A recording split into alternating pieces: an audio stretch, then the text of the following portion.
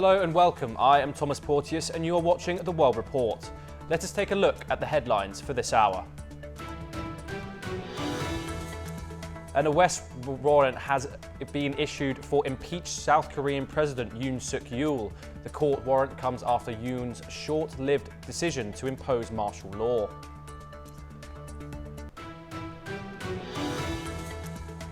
Dozens of people have died in Gaza after strikes in the region and deadly cold conditions. Meanwhile, Israel's army has reportedly intercepted a missile coming from Yemen.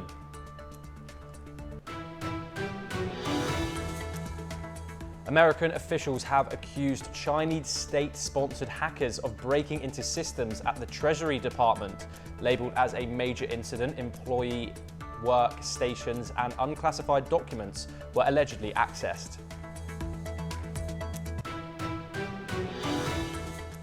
Joe Biden has announced a multi-billion-dollar aid package for Ukraine. The announcement comes as hundreds of prisoners of war are swapped between Russia and Ukraine.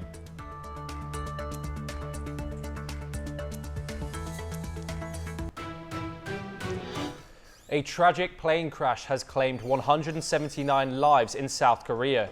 Jeju Air Flight 7C-2216, a Boeing 737-800, suffered a bird strike before declaring mayday and crashing at Muan International Airport.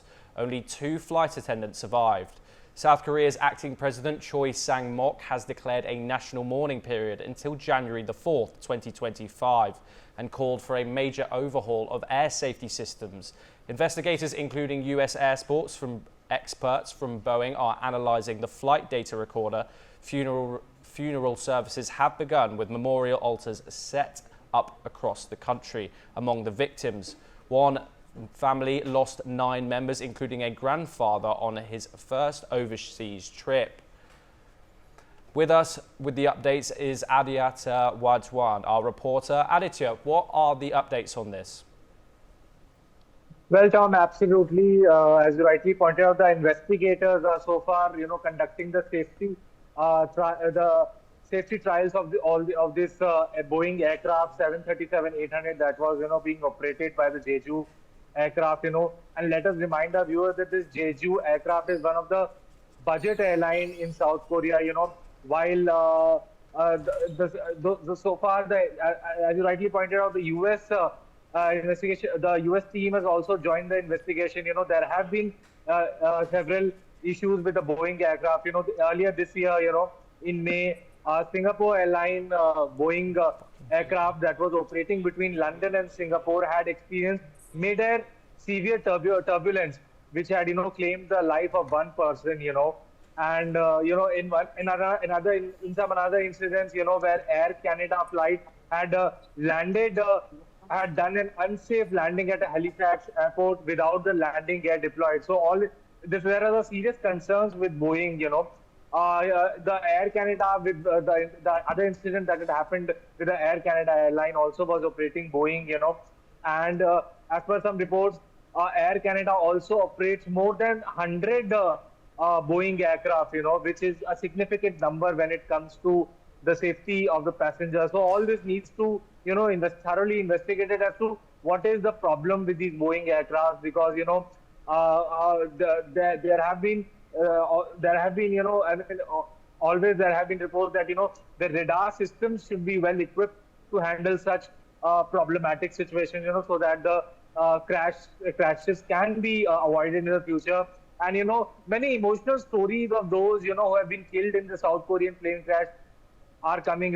Most of the travelers who have been killed in this crash were traveling with their loved ones and their family members for year-end trips. So it is actually very unfortunate that has happened. While this seriously needs to investigate it, and the South Korean Transport Ministry had issued a warning to this ill-fated Jeju Airlines aircraft that a bird hit had caused a failure in engine, due to which this crash happened. Yes, Tom, back to you in the studio. Thank you, Aditya, for that insight. We are now joined by our guest, Dr. Satoru Nagao, a fellow Hudson Institute, and Urjit Singh Pensar, an aviation expert. Urjit, Singh Panesar, I want to ask you, what caused this gear failure? Sorry, it seems they have not joined us for the minute. I want to know, Dr. Satoru, I want to know what the fault was here with the plane that caused this air crash. There are many problems in the airplane. Of course, they faced a bad strike, but after that, they try to land. The first time, the aircraft wheel is prepared, but the second time, no wheel we can see. And the speed is too high. But as a final problem, it is very important. Airport facility was wrong. There is a concrete block 251 meters from the runway, and the airplane hit this wall. This is very rare because most of the airports in the world do not have such kind of wall.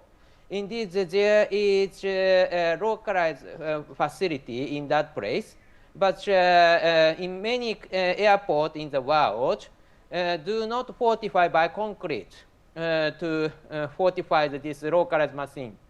The system.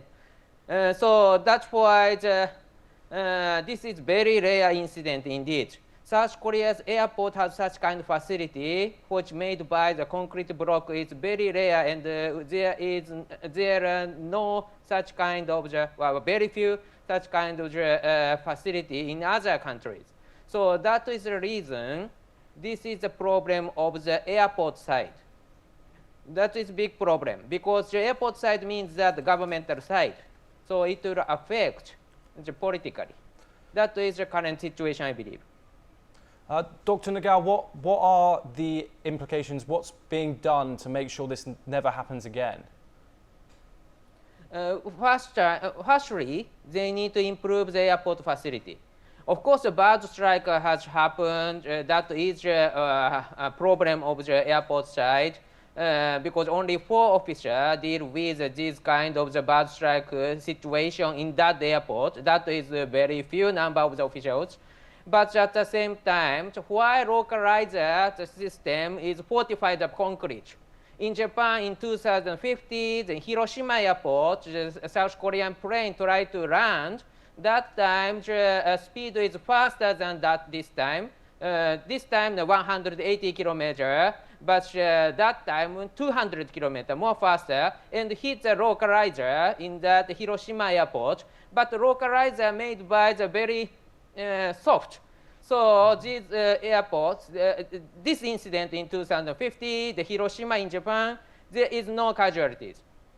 So, but this time, airport hit concrete fortified localizer system and destroyed. So 179 dead. This is avoidable incident. Most of the airports in the world, such kind of incident do not happen because the airport is preparing such kind of situation. But this airport in South Korea, facility was very wrong. That is a very important problem. Thank you very much. We are now joined by our aviation expert, Surjit Singh Panesar.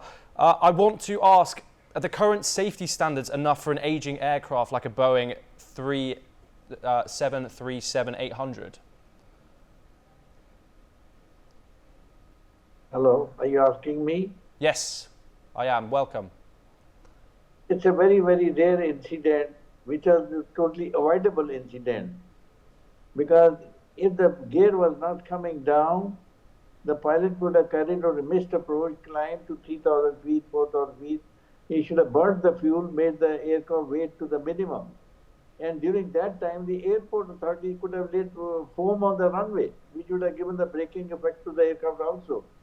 Now, after burning the fuel, he should have come with a minimum speed to touchdown, just at the touchdown point, with the minimum speed, and he could have, this incident would have been avoidable, all lives could have been saved, even the aircraft would have been saved and all that. I do not know what is the experience of the pilot, why he has not decided what is the emergency after bird hit.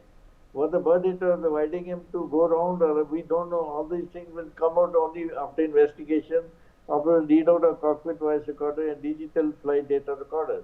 But this incident definitely was avoidable.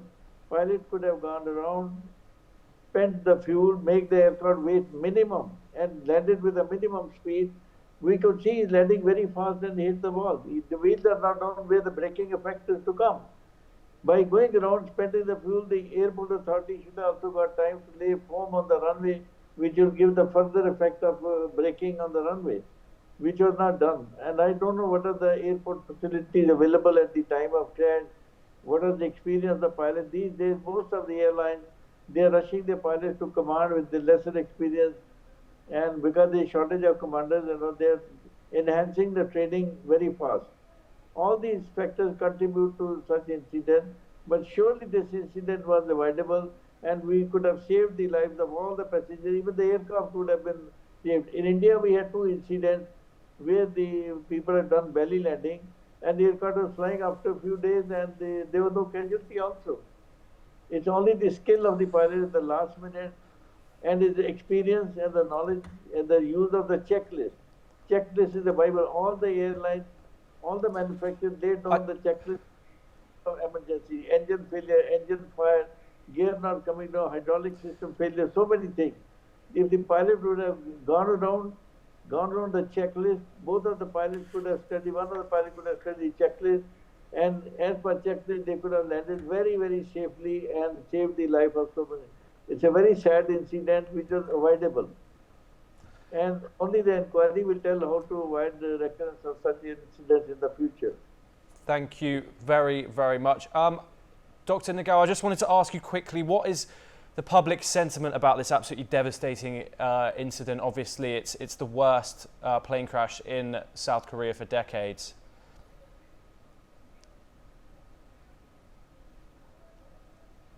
I need to listen from the South Korea media or Japanese media. So in the East Asia, information came from the media in this case. But based on this, we are feeling lack of leadership in South Korea affect the situation because currently the president is under impeachment, and so that's why if the South Korean government try to lead the situation, but they cannot lead so effectively, there is no leadership. So that's why the victims of the relative of the victims are very frustrated because information flow from the government is very limited. They are just waiting.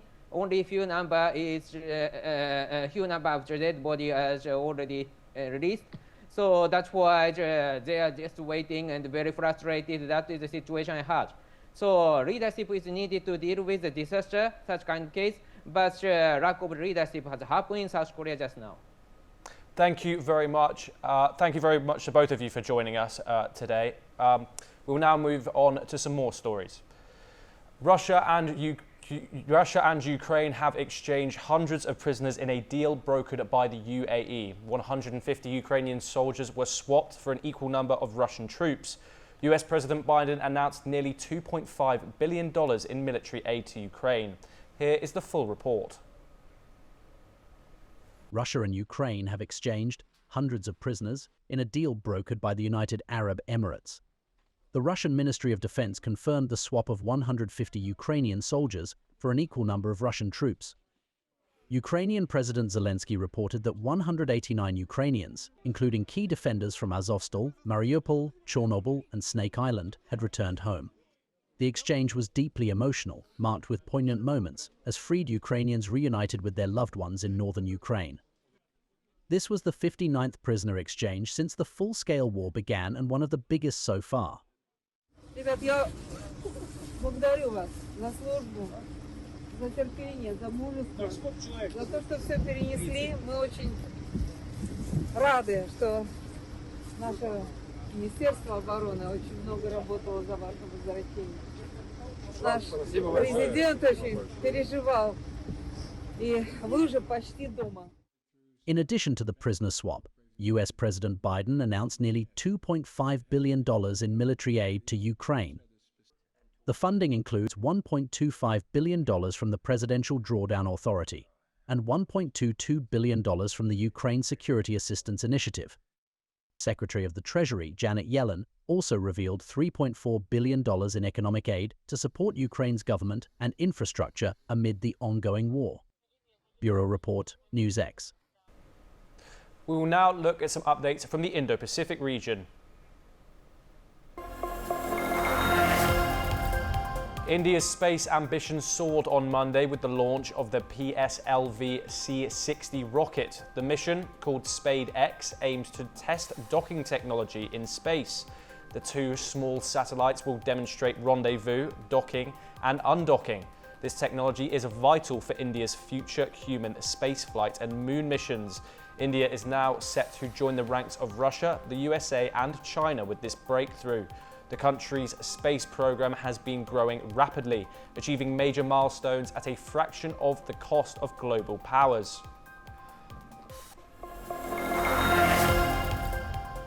Azerbaijan's prosecutor confirmed that Russia has pledged to identify and punish those responsible for the deadly plane crash on December the 25th.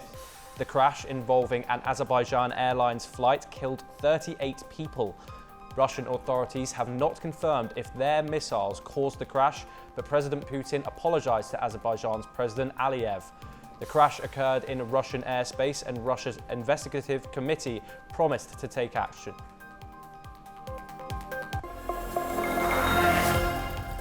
President Xi Jinping has announced plans for more proactive macroeconomic policies in 2024.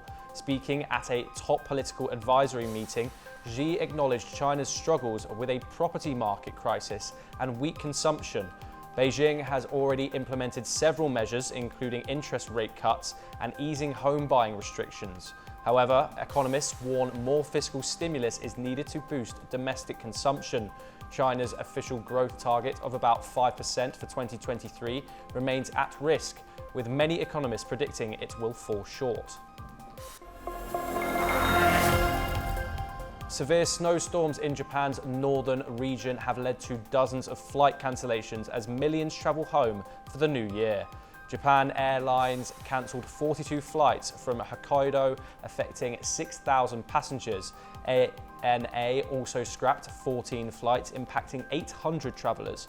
Long lines formed at Hokkaido's main airport as passengers sought alternative flights. Both airlines warned of potential delays and further cancellations due to the harsh weather. North Korean leader Kim Jong-un has overseen the launch of plans for a new beachside resort. The resort is part of the Wonsan Karma development project in eastern North Korea. Kim called it a first big step in boosting tourism as the country reopens its borders. He expressed satisfaction with the resort's facilities, designed to host key political and cultural events. Kim, accompanied by his daughter, toured the site, which analysts say is a key part of his vision for economic growth through tourism. A Philippine cargo ship sank in the San Bernardino Strait, killing one crew member and leaving two missing. The vessel, carrying 24 tons of cement, was hit by big waves off Sama Island. 11 crew were rescued overnight and another swam ashore after 25 hours in the water. A search for the missing continues while fishermen recovered one body near Biri Island.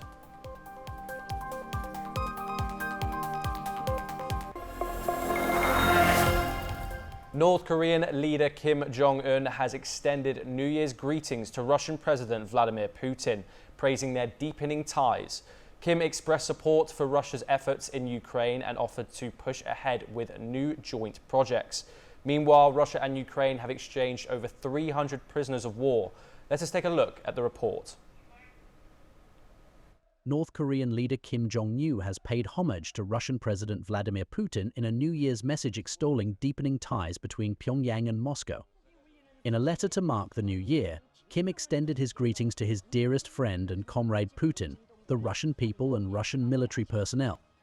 Kim wished Putin greater success in his responsible and heavy state leadership activities and the Russian people prosperity, well-being and happiness. Kim expressed willingness to design and push ahead with new projects involving Pyongyang and Moscow after their meaningful journey in 2024, and hoped that Russia would defeat neo-Nazism and achieve a great victory in Ukraine. Putin has claimed without evidence that his 2022 invasion of Ukraine was necessary to protect Russian speakers from a neo-Nazi dictatorship. North Korea and Russia have significantly ramped up ties since the start of the war. In June, Kim and Putin signed a mutual defense pact during the Russian leader's first visit to North Korea in nearly a quarter century. Pyongyang has since then sent more than 10,000 troops to assist Russian forces in Ukraine. Meanwhile, Russia and Ukraine have swapped more than 300 prisoners of war in an exchange brokered by the United Arab Emirates in advance of New Year's Eve, officials from both countries said. The Russian Ministry of Defense on Monday said it swapped 150 Ukrainian prisoners, while Ukraine's President Volodymyr Zelensky said 189 Ukrainians had returned home. Bureau Report, NewsX. We will now take a look at some updates from the business world. ASEAN stocks slipped on Tuesday as investors grew cautious, scaling back hopes for major US rate cuts in 2025 and focusing on the incoming Trump administration. The dollar stayed strong while higher treasury yields weighed on stocks. MSCI's Asia Pacific Index fell 0.2%. China's CSI 300 stayed flat, and Hong Kong's Hang Seng rose 0.3%. A shareholder of Archer Daniels Midland is urging CEO Juan Luciano to step down over failure to address internal accounting issues linked to a criminal investigation. In a LinkedIn post, Hartwig Fuchs criticized Luciano, calling ADM his worst performing stock this year. Fuchs previously chaired Alfred C. Topfer's International, which ADM fully acquired in 2014. Investor Bill Ackman expects President-elect Donald Trump to end Fannie Mae and Freddie Mac's conservatorship, making them private companies. Ackman predicts they could exit conservatorship within 2 years and go public by 2026. Shares of Fannie Mae and Freddie Mac rose 18.4% and 18% respectively, following his post on social media platform X. The US Federal Deposit Insurance Corporation has given BlackRock until January the 10th to agree to terms allowing increased scrutiny of its investments in FDIC-regulated banks.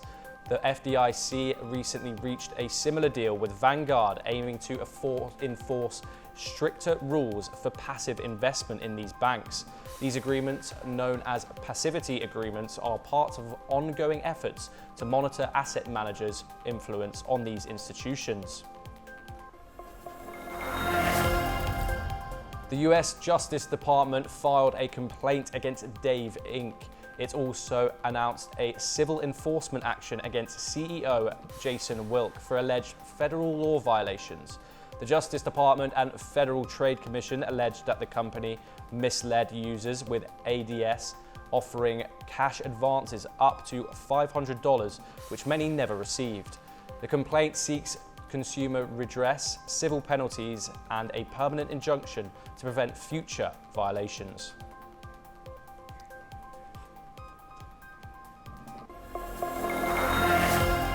And that is all we have time for. We'll be back soon with more news updates from across the world.